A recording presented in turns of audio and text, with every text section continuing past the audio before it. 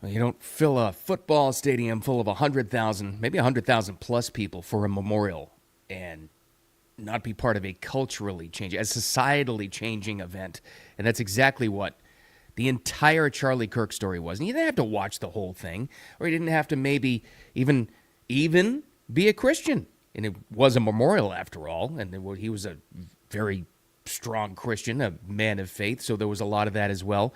You don't even have to be part of that to see what's going on here. It's different forever, because I am here to tell you that normal people, and yes, I use these terms all the time intentionally, normal and crazy people. Well, the normal people have looked at what's happening with the extreme version of what's on the left, and they're done. It's done forever.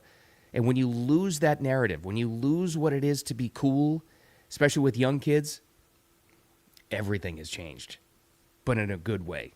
And that's what we're talking about today, because there's a lot of aftermath on this to talk about.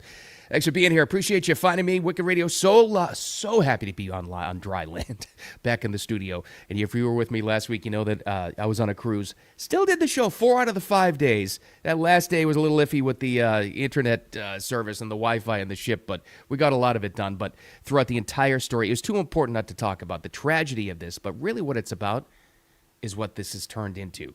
So thanks for being here. The live stream and the replays on X and YouTube and on Facebook, and audio podcast listeners more and more. Appreciate you so much pressing subscribe. All right, let's get right to it. State Farm Stadium in Glendale, Arizona, usually the home of the Arizona Cardinals football team. That's right, it's a football stadium, and sometimes they have big concerts there and events and festivals. But this was the Charlie Kirk Memorial, as you all know about. Still the #1 trending story in the world right now. And the aftermath of it is something that has changed society. We haven't seen a lot of events like this, not just the memorial. I mean, the entire event and how people are talking about it, what the discussion has turned into, things people are contemplating now these days. It's a different world, and it's a different world in a good way. The light throughout all this tragedy. And it took a while to get here, but it's here. First of all, I think the entire administration was there. Of course, you know, President Trump was there, and Pete Hegseth, and everybody else, all right there in the front row. A lot of them spoke. I cherry-picked some of the best speeches from that entire thing. But I think what you got to pay attention to, really, and this is what I paid attention to, were a lot of the fantastic interviews. And really, to be honest with you, to give full credit to all of them, all of the networks, even CNN, let's give them credit where it's due, talked to a lot of students outside, a lot of people attending, and what they had to say. This is what I mean about it being different. This one actually was on Fox, but still. Listen to what this girl says. She's a student. So the reporter, I can't remember who it was, asked her a great question. But what's the feel? What's the tone of your fellow students? And where do you go from here? Here's what she said. People have hate towards him, but I just really think everything he does is just amazing. Do you think more in his legacy will only grow stronger? Yes, absolutely. I think that it's going to look at all these people here for him. Like, this will go on forever. They are, and we're trying to work our way in. Yeah, I don't think it's hyperbole. I think she's right. You got to understand, and I always talk, you know what I always say. There's the crazies on the left and the right, and the far extreme on both sides, and then 90% of us in the middle who are just waking up every day reading headlines going, what the hell now? What the hell's going on now? Those people are what's changed. Going back to this for a quick second. On this, if you've ever been on one of these boats, like on a cruise, you get a cross-section of not only America, but the world. Just general people, you talk to them, you're in common areas. And believe it or not, I know sometimes it's tough to believe. I'm not always the one talking or starting conversations, even though I'm yakking on here every single day. I'm usually the one sitting back and listening, always observing. I just want to get a sense for what's going on in society, different communities. I intentionally wanted to jump into some conversations that I overheard. And it was just, it's a good thing to do anyway. Let's get to know people on this particular boat. Guys, I can't even begin to tell you how many times it's into the dozens, literally dozens of times, overheard conversations, talked to people myself, people who said this exact same thing. And this leads to everything that changed. Yeah, I didn't really know that Charlie Kirk guy, but when this was happening, I went back and I watched I find myself watching like a lot of those YouTube videos. What they're saying about him, racist and divisive, I don't see that. I can't tell you how many times I heard that. And it's key to everything. Now, that's normal people like us, mostly adults, right? But going back to the student there who was in line going into the memorial, she said the exact same thing. Do you know how many college-age students, young professionals, teenagers are doing the exact same thing and looking back and finding out what's real and what's not? The result of that is they looked at the propaganda, media, universities, teachers, professors, things their friends are saying on TikTok or whatever the hell it is. All of the garbage they're putting out there that's not true, they actually examined it for the first time and they said, well, I don't think that's true, and I don't think that's cool. And that's where we're at. When you lose the cool factor, you're done. I mean, done. That's why I say this is a culturally changing event. The light of a horrible, horrible situation. And it was all leading to this. A lot of it was anyway. I think this put it on the fast track. When it's no longer cool to be somebody that wants to censor you, they hate you for your religious values, they hate this, they hate that, they call you a racist, they call you a transphobe, they call you a xenophobe, all the words are weapons kinds of things, right? When normal people, and there's that term again, young and old, start looking at that and really examining it, and they find out, no, that's not cool, that's not true at all. It's like this giant awakening that's happening. And you heard it right there. That was one of those students that the network talked to. That was one. You probably hear it now with your friends. Maybe it's you. I wasn't exactly I wasn't going online and checking out every single Charlie Kirk video, but you start to get into a rabbit hole of everything that was there. This was the guy that actually wanted to open up the conversation. There are so few people now that buy this media line, this nonsense propaganda line that he was a divisive racist and all that. Nobody buys that. And here's what else it's doing. It's causing a lot of us normal people, and I'll always use that term, to examine what else they lied about. What else is really happening here? It's a lot. It's a big change. All right, here's the, we'll get to the zeros here in a moment, but the hero of the event. We'll get to some of the speeches, but this was unbelievable. And I'm telling you right now, anybody that's out there today, either online or in the media or in your personal life, that's criticizing Erica Kirk in any way, shape, or form, and I've actually seen some so-called media personalities trying to make this a racial thing. You know what? F all the way off with that. We're just done. It's just done with that nonsense. Because if you have any criticism in your heart for what Erica Kirk has done and how she's handled herself throughout you're soulless and you're gross and nobody needs to deal with you. Done. That's another thing that changed. Our tolerance, normal people's tolerance for people that have hate in their heart and want to find a criticism of anything, even of this brave lady, nobody cares about you anymore. Sorry, don't. Done. But here she was. This was unbelievable strength. Father, forgive them, for they not know what they do. That man, that young man, I forgive him.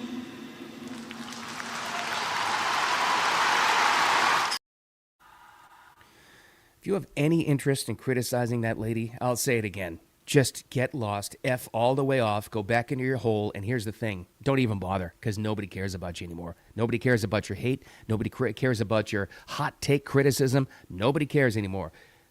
Because you have any idea the guts, the fortitude, the soul, the level of strength that takes to get on that stage and do that. And whatever that is, whatever that bone in your body is, or that kind of muscle in your heart that allows you to forgive like that, I don't have it. She obviously does. I mean, that's why I'm Wicked Bill and she's Erica Kirk. I don't have that. I'd like to get to that some point, but I don't have that right now. Because if somebody killed my spouse, assassinated them, I'd do whatever I could to get 5 minutes alone with him, and I would literally rip every limb off his body, and I would beat him to death with it. That's where I am. That's not her. But it takes an awful lot of forgiveness and strength even to say that, even to overcome your hate and to do that. And I know that's a Christian principle, and I understand that. We should all try to work up to that level. I'm not there yet, but it's sure gotten me thinking a lot about forgiveness these days. It sure has. Because my take on forgiveness has always been a little bit different, and turn the other cheek. I've always kind of taken that to be a different thing. And I know that Jesus, turn the other cheek when somebody strikes you on one side was basically a paraphrasing here, but a principle of Jesus. I've always kind of taken that as a different way. It's you hit this cheek, I'm going to turn the other one, and I frickin' dare you to hit the other one. I may be completely off on that. Don't ever listen to me for religious advice, but there is. But a lot of us are thinking about not only the lunatics that are out there, why we don't have to listen to them anymore, but we're thinking about this forgiveness. I've certainly spent, since she said that, I've certainly spent a lot of time thinking about forgiveness. Could I ever find the strength that she had? I don't know. I really don't. Funny enough, somebody reposted this. Elon Musk, who was certainly there and very touched emotionally by it, he had done an interview with Jordan Peterson not too long ago, and he was talking about this whole concept of turn the other cheek. This is interesting what he said. This made me feel better about how I feel about it. I do believe that the teachings of Jesus are good and wise, and that there's tremendous wisdom in turn the other cheek. And for a while there, when I was saying, I thought, well, that's really a weak thing. And with respect to bullies at school, I think you shouldn't turn the other cheek. You should punch them on the nose. And then thereafter make peace with them. But they need to stop bullying you, and a punch in the nose will stop that. And then thereafter, make peace. That makes me feel better about things. Okay, good. I could punch the bully in the face and then forgive him. Then I've covered both bases. All right. Elon was there as well, and it was nice to see him there. But some of the other highlights, some of the other heroes from this thing. This was one of the speeches, believe it or not, that is getting some of the most attention. Trump advisor Stephen Miller knew Charlie Kirk personally and very passionately spoke out about what he was all about. Defeat the dark. We will prevail over the forces of wickedness and evil. They cannot imagine what they have awakened. They cannot conceive of the army that they have arisen in all of us. Because well, that's true. But, I've actually heard this a little bit, too. I understand this as well, just from, from Jewish friends. I've seen some people that I follow online saying that as well, saying, I hope it's not, I get it. I'm totally down with that, and I love Charlie Kirk, but I hope me being seen as a Jewish person isn't seen as a negative, and I don't think that's it. I really don't. And when it comes down to it, believe me, you want a movement taking place going forward, and there is one. It's happening. He's right about that. You want a movement with Christian Judeo values, believe me. You want that. And if there's a spiritual awakening, if more people are going to church or synagogue, it's a good thing. That's way better than any alternative. It's a good thing. And that is going to start happening because the interest, go on Google Trends or just look at your local church or wherever you go. Oh, there's more interest in spiritual awakening now. Believe me, there actually is. And that's a good thing. And as far as a movement goes, oh, he's absolutely right. Oh, absolutely. There is no doubt about it. But it's already been criticized, of course. It's already been criticized by some media hacks that are out there saying, and the criticism out there, this was like, you couldn't distinguish this from a Nazi rally in the 30s. I mean, really. There are actually cretins out there that actually have broadcast licenses that are out there saying those kind and posting those kinds of things. It's actually happening. But again, what's the difference? Maybe 2 weeks ago, maybe 1 week ago, those people had some credence. People actually paid attention to them. Not anymore. Not anymore. Because their narrative is lost forever, just like that girl at the beginning said. Tulsi Gabbard had another interesting speech. She was another takeaway that I thought was pretty good. Saying words are violence, and dissenting voices are hushed, and those who speak of God, those who speak the truth, simple objective truths like there are only two genders in these schools, they are told you have no voice. She kind of picked out one issue there, but it's true. But it's the voices there, and there's another thing that changed. So many things changed all at once, and that's why it actually is a movement. Nobody's afraid to speak up anymore. The reason why they made words are weapons, and it started with political correctness. We all remember that, right? In the 90s, late 80s, 90s, throughout that. And then it turned into DEI, and then it turned into tech censorship, and then it turned into you losing your job if you said or even thought the wrong thing. You know why? It wasn't to save people's feelings. It wasn't to be more inclusive. It was to silence conservative voices. That's why that happened. And we all know it now. That's the difference. We all know it now. Now, throughout this, it is proven once and for all. And nobody's afraid to speak up anymore. It doesn't mean that you have to get into fights all the time. It doesn't mean you have to get into oral arguments. But very few people are afraid to speak their minds now. And that's what's different. Decades. If you happen to have the opinion that didn't go with the current narrative that was created by the media and these university professors and the tech censors and the giants and the DEI officials and all the HR departments, for decades we suffered through this. If you had a different opinion, you're afraid. You're looking around looking over your shoulder around the corner to see who's listening. That's gone. Doesn't mean you have to, but you can, because you've got support now. That's another thing that changed. It's all different. But those are some of the heroes that spoke. No bigger hero than Erica Kirk. I don't understand that kind of strength, but I hope to study it, and I hope to have some of it someday. I really do. But there were still the zeros there. Now, this was not an overwhelming amount. The people that were even there said the people protesting, oh, that's right, protesting an actual funeral. That's right. There were creatures outside of State Farm Stadium that were actually trying to protest and did. But it was like handfuls, like really. And that's another thing. That's another thing indicative of what's going on here. It wasn't some massive paid protest. They didn't dare. People weren't going to put up with it. They were a handful. Same hateful crap, same hateful messaging. You're hateful to begin with if you show up at a memorial, for God's sakes, and protest it. That actually happened. But I think this is an important takeaway as well. As much as a movement is underway, we also learned something else. And what's that?